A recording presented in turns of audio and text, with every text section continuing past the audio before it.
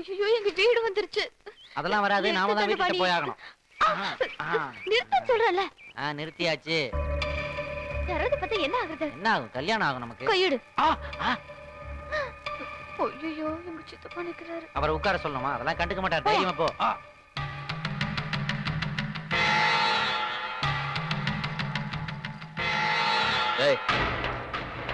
நில்லு. எங்க போயிட்டு வர? டெய்லர் கடையில துணி வாங்க போன சித்தப்பா. அந்த சாக்குல அவங்க கூட போய் சைக்கிள்ல சுத்திட்டு வரியா? இல்ல சித்தப்பா. என்ன இல்ல? டேய் போல. எட தம்பி போ. என்னடா ஆச்சு? எதுக்கு அவளை அடிக்கற? ஏற்கனவே நீங்க ஒருத்தனை கண்டுக்காம விட்டதனால தான் அவன் அரசியல் போய் உருப்படாம போயிட்டான். இப்போ இவளையும் கண்டுக்காம விட்டு குட்டிச்சவராக்கலாம்னு பாக்குறீங்களா? தம்பி என்ன ஆச்சுப்பா? இதோ நிக்கிறான் எதிர் வீட்டு லூசு பையன். அவன் கூட சைக்கிள்ல ஊர் சுத்திட்டு வரா இவ. அப்படியா? என்னத்த அப்படியா? பாக்குறவங்க நம்மளை பத்தி என்ன நினைப்பாங்க? நீங்க இந்த வீட்டுக்கு பெரியவர் தானே?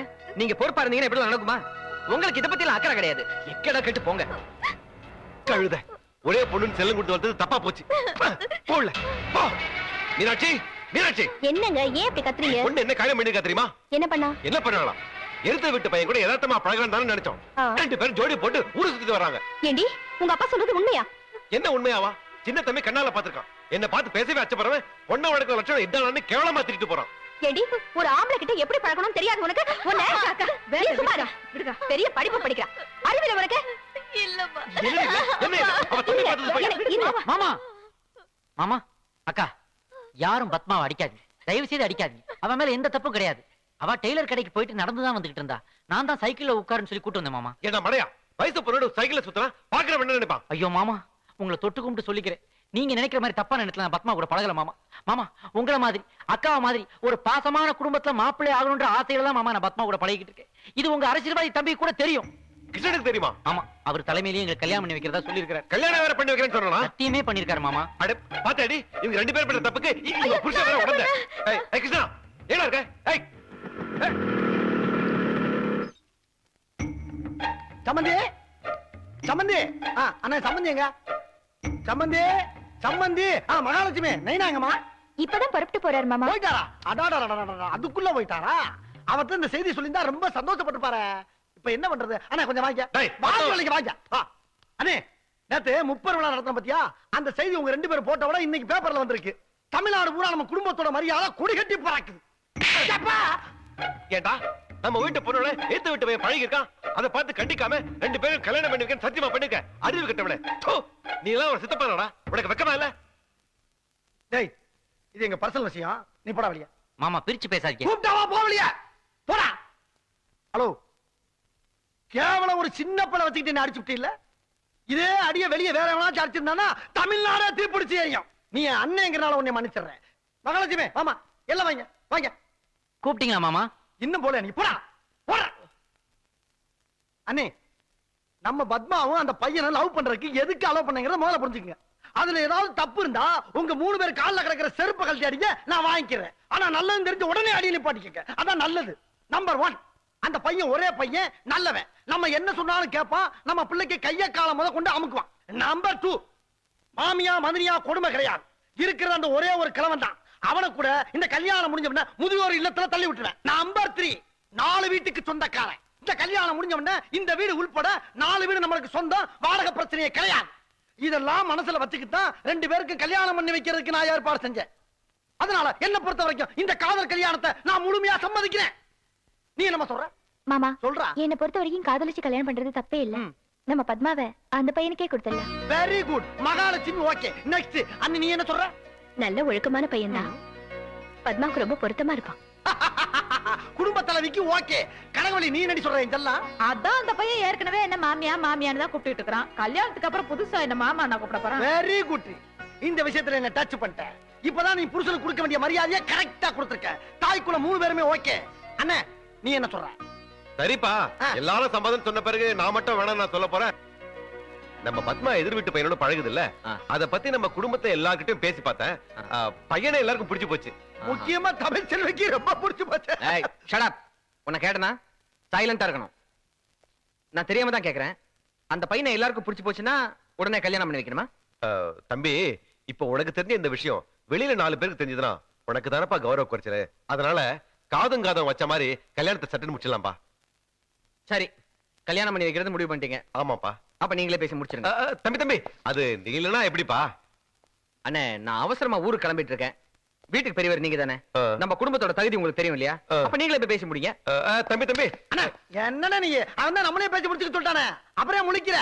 10 பைசா செலவு இல்லாம நான் நின்று முடிச்சு காட்டுறேன் வாங்க. வீரபாண்டி, இப்ப நீ என்ன பண்ற? என் பொண்ணுக்கு 50 பவுன் நகை போடுற. 50 சவரமா? கல்யாண செலவையும் நீயே பாத்துக்கிற. அப்படியா? அப்படித்தான். அது மட்டும் இல்ல, இந்த கல்யாணம் என் தலைமையில தான் நடக்கிறங்கிறது தலையெழுத்து. அதை மாத்த யாராலையும் முடியாது. அதனால நீ என்ன பண்ற, இந்த போஸ்டர் கிசர் அடிக்கிறதுக்கு ஒரு 2 லட்சம் ரூபாய் சில்லறை செலவுக்கு தேவைப்படுது. அதையும் கேஸா நீயே எனக்கு கொடுத்து அனுப்பிடுற. நான் 2 லட்சம் கொடுக்கணுமா? ஆமையா, உடனே இந்த கல்யாணத்தை என்னங்கறத சொல்லிடுறேன். என்ன மாப்பிள்ள நான் சொல்றேன் மாமா. வரட்டா? வாங்க மாமா. அண்ணா இன்னும் ஏன் நிக்கிற? வா போலாம். இல்ல தம்பி தெளிவா அதான் சொல்லியாச்சு, அவரும் சரிட்டாரு. அதுக்கு மேல என்ன பேச போற? வானே போலாம். யாரு சரின்னா என்ன தங்கராசு? உன் தம்பி நாட்டு நடப்பு தெரியாம பேசிட்டு இருக்காரு. யார் நானா? ஒன்ன சொல்லல போயா நீ. சரி பேசு. தங்கராசு இங்க வாப்பா நீ. இதோ பாரு, வாடகை வீட்டுல குடி இருக்கிற நீயே 300 பவுன் நகையோட ஒரு ஃபேக்டரி ஓனரோட பொண்ண உன் தம்பிக்கு கல்யாணம் பண்ணி வச்சிருக்க. நான் 4 வீட்டுக்கு சொந்தக்காரன். எனக்கு 100 பவுன் நகையை போட்டு ஒரு பங்களா ஒரு காரு. அப்பா ரொம்ப அக்கிரமா கேக்குறியப்பா. வாய்முடு பொண்ணு வேணாமா? இதெல்லாம் கொடுத்தீங்கன்னா கல்யாணத்துக்கு சம்மதிக்கிறேன். என்ன வீரபாண்டி இது? மனசாட்சியோட தான் பேசுறியா? என் சக்திக்கு எவ்வளவு எல்லாம் பண்ண முடியுமா? சரி விடு. உன் நல்ல மனசுக்காகவும் என் பையன் உன் பொண்ண விரும்பனத்துக்காகவும் எல்லாத்தையும் பாதி ஆக்கிட்டேன். 50 பவுன் நகையை போட்டு நீ கல்யாணத்தை பண்ணிடு. எனக்கு வரதட்சணை 2 லட்சம் ரூபாய் பணத்தை கொடுத்துரு. ஐயோ இதுக்கே 5 லட்சம் ரூபாய் ஆகும் போல ஆமா, இருக்கு. கட்டாயம். 5 லட்சம் ரூபாய் போட்டு கல்யாணம் பண்ண முடியாத உன்னால? ஐயோ வேண்டாம் தங்கராசு, போயிடு. வேண்டாம். அப்பா என்னப்பா இது, மாமாவை நீங்களே விரட்டி அனுப்புறீங்க? குறிப்பா பேசாதடா. 5 லட்சம் ரூபாய் போட்டு கல்யாணம் பண்ண வக்கு இல்லாதவன்ட்ட என்ன சம்பந்தம் பேச சொல்றியா? போடா, வெட்டி புடுவேன். தம்பி இதுக்கு மேல இங்க நின்னா மரியாதையும் இல்ல.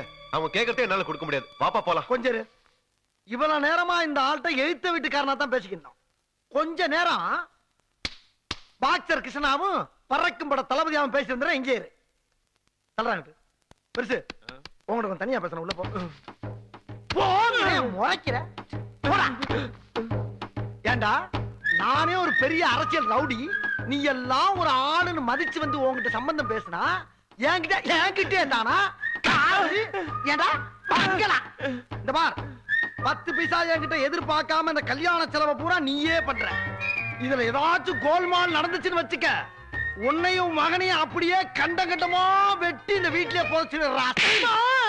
இன்னையோட நீ சமாளிடா.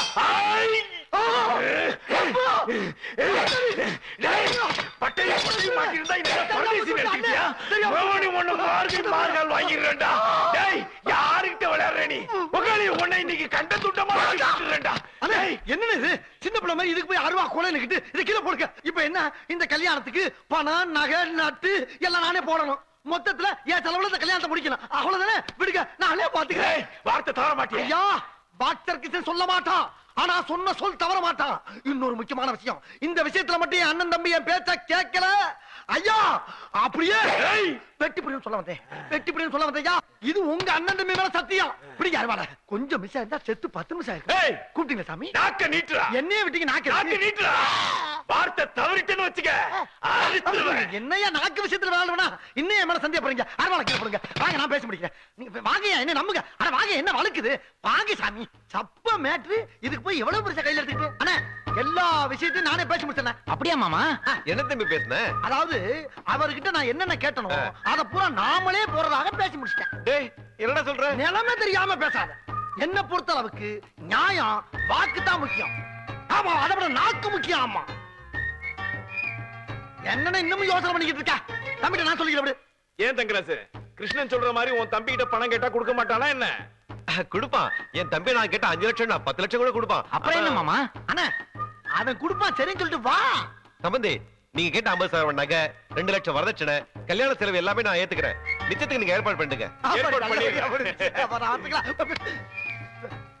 நான் இருக்கு அதை வச்சுதானே பொழச்சுக்கிட்டு இருக்கேன். வச்சுக்கலாப்ப ஐயா.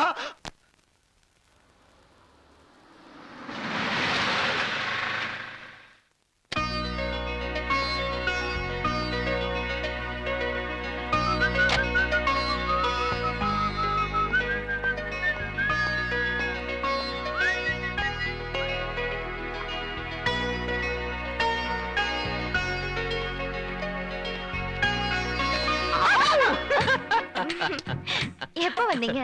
Just now. போன வேலை என்னாச்சு? போன வேலைக்கு என்ன 15 லட்ச ரூபாய்க்கு ஆர்டர் வாங்கிட்டேன்.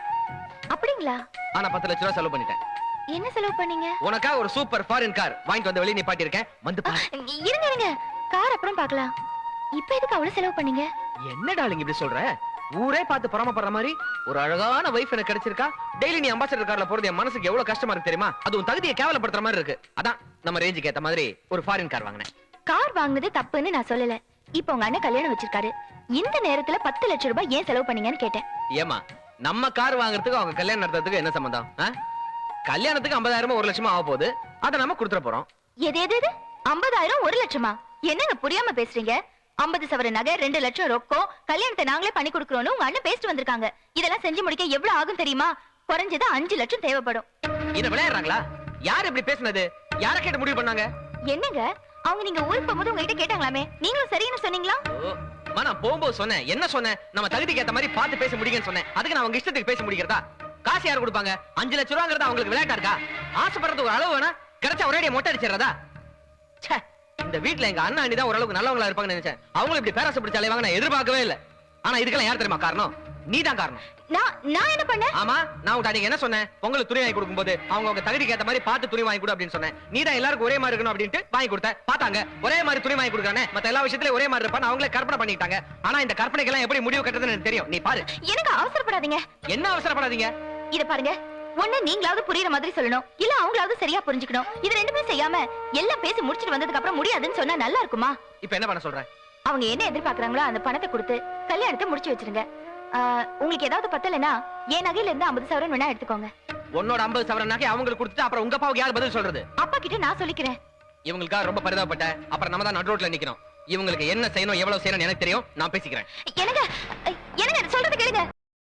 இன்னும் பல வீடியோக்களை காண சன் லைஃப் சேனலை சப்ஸ்கிரைப் பண்ணுங்க.